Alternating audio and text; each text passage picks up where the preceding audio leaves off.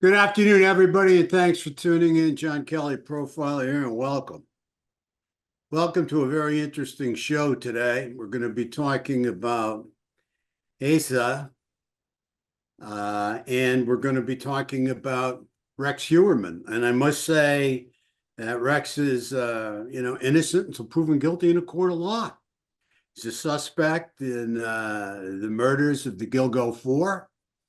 However, he's a suspect at this point in time, and we have to wait and let the legal process follow through and see what's at the end of it. I think you're going to find this a very interesting show today because I'm going to be focusing a lot on Asa. And kind of the name of our show is Caught in the Middle.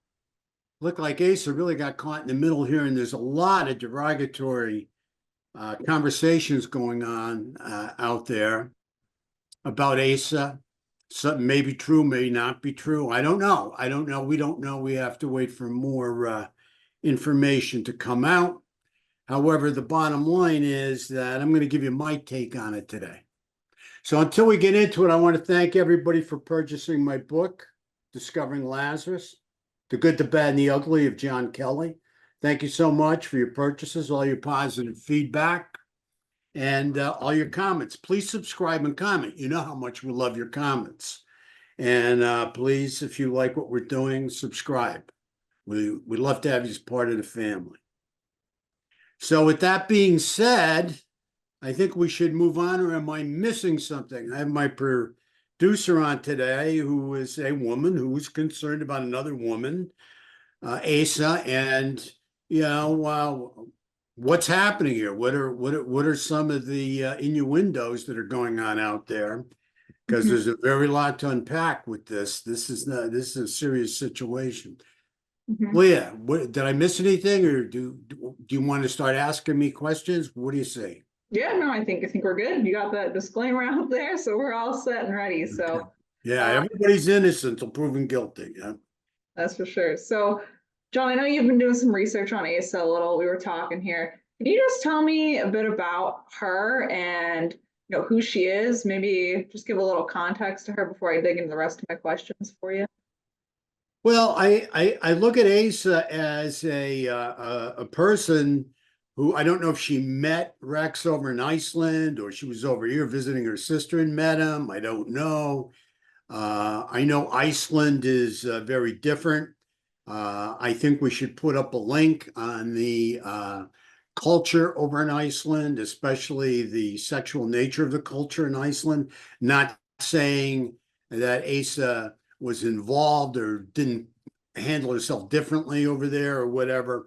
But what really, really bothers me is the way people are like coming down on Asa for various reasons. One of those reasons is, she accepted $1 million deal to do a TV show or do a streaming show, whatever it is. I don't know. But the bottom line there is this woman looks to me extremely beat up. She looks like a really beat up woman who's kind of hanging off a cliff. And she seems like she's in a lot of despair to me. And that is normal for anybody that has been in a real traumatic relationship and a victim of domestic abuse. And I say that because if it's true about Rex, and Rex is going to get convicted, and he is a major serial killer if he is, the bottom line here is this lady, I believe, was like held captive with this guy. And, as I've said before, these guys, they don't have relationships. They take hostages. They're all about power and control, And that's something that's really kind of bothering me with this case, because if she has no money and she's using food stamps or whatever, and I hear all this noise out there, all this talking and everything. I mean, she's got 2 kids she's responsible for. She has a special needs older son. Well, I mean, a mother is only as happy as their saddest kid. Okay? I mean, that's the bottom line. A good mother is only as happy as their saddest kid. I mean, what is this woman to do?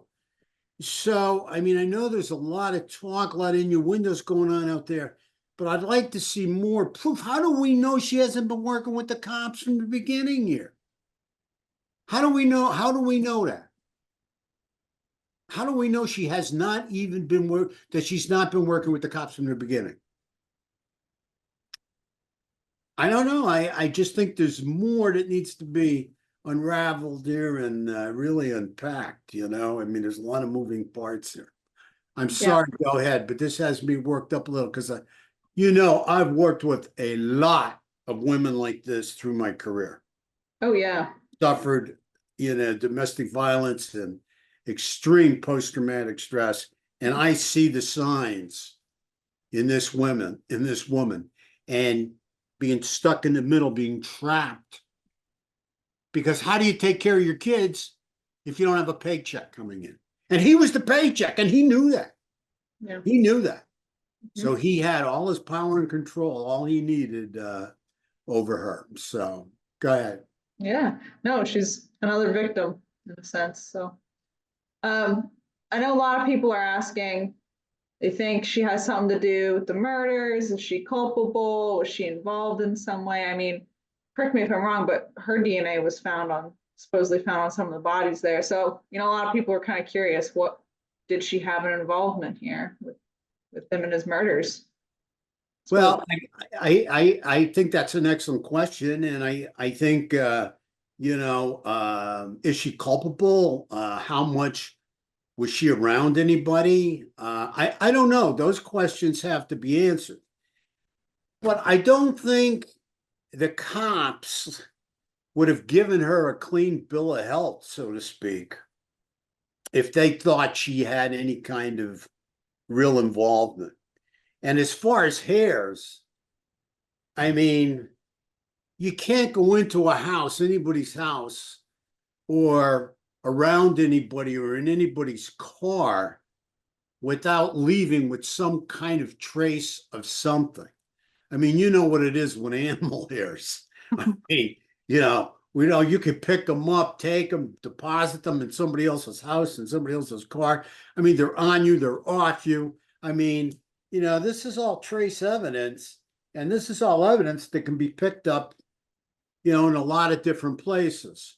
So it could have even been on him, so, and then he deposited it on the victims if he is the killer. Who knows? Who knows how it ended up where it ended up? But this woman at this point in time, to me, looks like a very depressed, beat up woman, who's been extremely traumatized in a very, very, I would say at least emotionally abusive relationship, because she just looks pretty beat up, and I think everybody needs to take a deep breath here, and in her case as well as in Rex's case, especially her case, that she is totally innocent until proven guilty of something. I mean, that would be nice, right? I mean, she's not even a suspect or, been arrested or on, or in jail or anything, I mean, it's just hard to see this, I mean, any woman put herself in her position with these two children. How are you supposed to live? How are you supposed to support them? How are you supposed to take care of them? You got a husband that could be addicted to serial murder, but definitely looks like he was spending some money and time with prostitutes and guns. And I mean, buying a lot of guns. All those guns are very expensive. She's got to protect herself too. Why did she divorce him a couple of weeks after he got arrested? I'd like to hear from our audience. I like to hear the feedback, the arguments, what the audience thinks. Hmm. Get their feedback there. Yeah, I think she filed for divorce right after. That's Mm-hmm. just to be going through a lot at that moment. So, John, you mentioned a little bit earlier here, she had that documentary deal going through that she accepted supposedly. So, some people are saying good for her. Some people are saying, why would you do that? They're just, you know, people on both sides of the poll here with that. So, what is your take on that? Why would she take this deal? Can you give some background? Well, I think she took the deal because she needs money. Yeah. She needs money to live.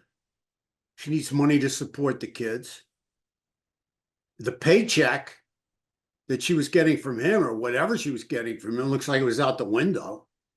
That's gone now. Or maybe, she's getting some money somewhere from that business. Mm. But I mean, let's face it. I mean, this guy has spent a lot of money on various things. I understand even he was into gambling. So we're talking about a gambling maybe addiction.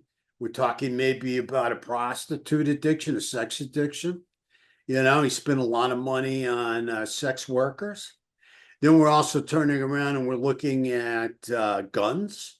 I mean, he's got a fortune in guns tied up, right? And here's this lady, I understand, is having a hard time, buying food, just trying to keep the family together. I mean, can you imagine the stress that they're all under, you know? And then she has to resort to, going down to the grocery store and using whatever means the government has given her to try and buy food. I mean, she needs help from, the government to buy food, like food stamps or whatever the hell it is.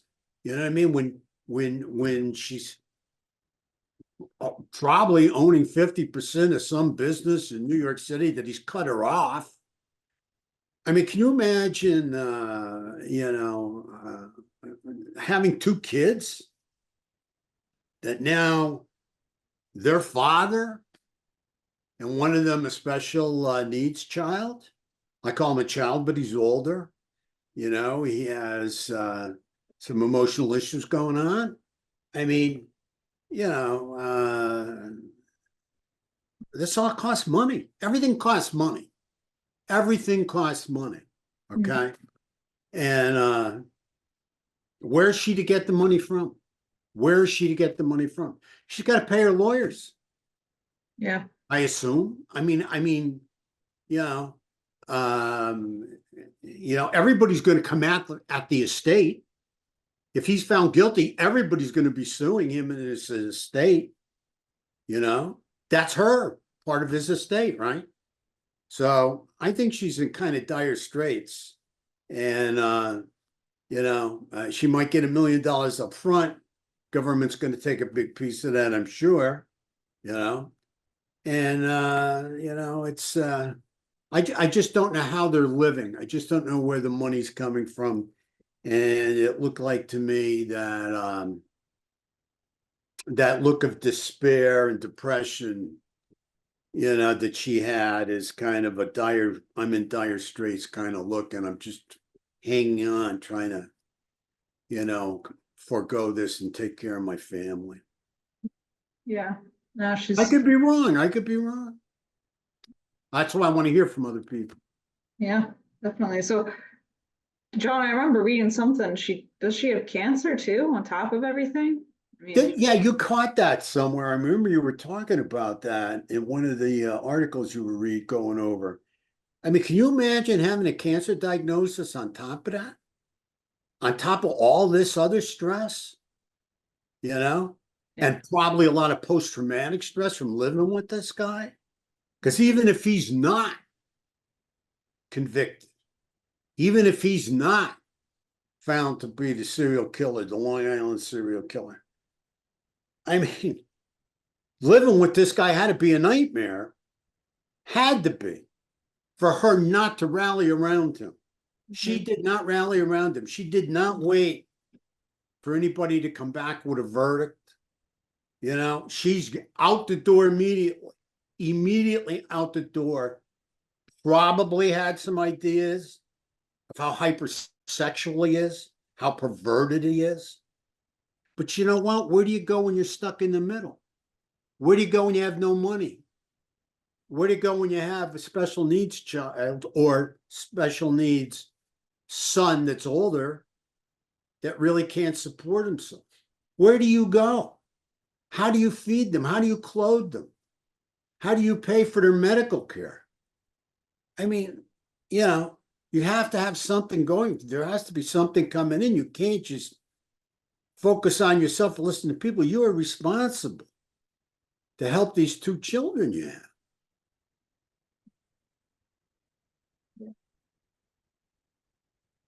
Like she's held hostage in that situation. Yeah, she's hostage. She's stuck in the middle. I mean, bottom line is, like I said, these guys, you know, they're about power and control. They want to control everything. They want to, you know, they control the purse strings too, obviously. You know, she's entitled to money from those guns, but whatever equity is in those guns is going to be gone. I mean, that they are going to get hit with so many lawsuits if he's found guilty. I mean, you know, I don't think there's going to be a nickel left by the time everybody gets done and the lawyers' fees are paid and the lawsuits and everything. I don't think there'll be anything left. And you know, you can just from looking at the house, and you look at it from a woman's point of view. Would a woman want a house looking like that, to live in a house like that in that particular area? Because women are very concerned usually about their houses and how their houses look and how the houses are kept. This guy had to say over that. He wanted it to have the nostalgia look, the old time look, the antique look. You know, he wanted it to be, you know, a house that would always remind him when he looked at it of the old days, of the old times. So she had no say over that. I wonder how she felt around the neighbors with that, you know? I mean, because obviously the house among the other houses stands out like a sore thumb, you know? If you want to get Freudian about it, and if you really do believe he's a serial killer and underneath all his narcissism is this, you know, extremely low self-worth. I mean, this is like, you know, look at me. I'm really, you know, I'm living two lives. You know, you think I'm successful and I own this company in Manhattan and everything, but really, you know, I'm really a bad person. I'm no good. I'm worthless. I'm not worthy. And you could, you know, so I'm portraying that in the looks of my house.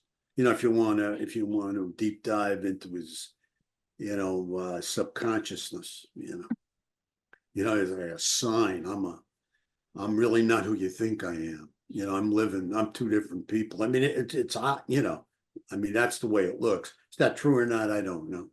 That's only a theory. But, you know, the house, you know, really doesn't go with the street, if you will. An architect's home. Yeah. So So, all right, John, do you think there's anything else going on here with Asa? yeah, Or let me take a look here. I wrote a few things down here. We want to put a link up for the culture in Iceland. But again, do not let the culture of Iceland fool you in any way, shape, or form. Do not let the culture of Iceland distract you from a mother and her children and a special needs child. And just because a culture has some openness to it, sexual openness to it, does not mean that the person that came from there was involved in being open sexually. Okay. So that's, but I, you know, the work we do, you know, I deep dive everything. I look into everything. And I even looked into the culture of Iceland. I wanted to get to the bottom of it. But again, innocent till proven guilty. Nobody knows if she was working with the cops. You know, I mean, that's a possibility. I'm not saying it's true.